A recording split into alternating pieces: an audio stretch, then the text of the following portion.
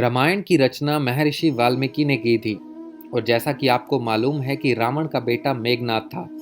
मेघनाद बहुत ही बलशाली था और उसने इंद्रदेव को युद्ध में पराजित किया था, जिसके कारण उसका एक नाम इंद्रजीत भी पड़ा था। मेघनाद श्री राम और लक्ष्मण को मारना चाहता था, लेकिन एक युद्ध में मेघनाद लक्ष्मण के घातक बाणों से मारा गया।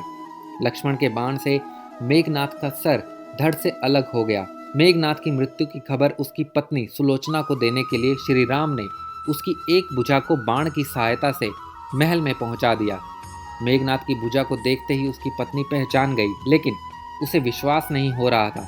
इसलिए उसने उस भुजा से कहा कि यदि तुम मेरे पति की भुजा हो तो मुझे प्रमाण दो।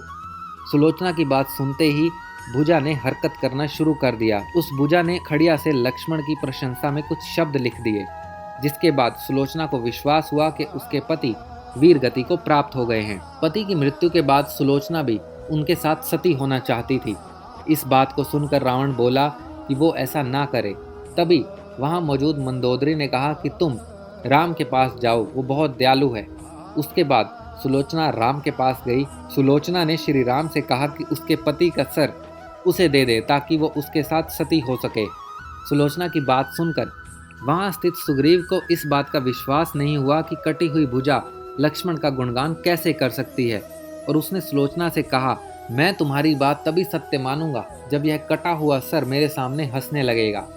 ऐसे में सुलोचना ने अपनी बात को सच मनवाने के लिए अपने पति के सर से कहा कि आप हंस दें, नहीं तो मेरी बात का कोई विश्वास नहीं मानेगा।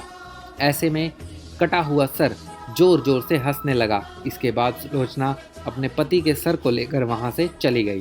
तो दोस्तों, ये थी हमारी आज की जानकारी। उम्मीद करते हैं आपको बहुत पसंद आई होगी।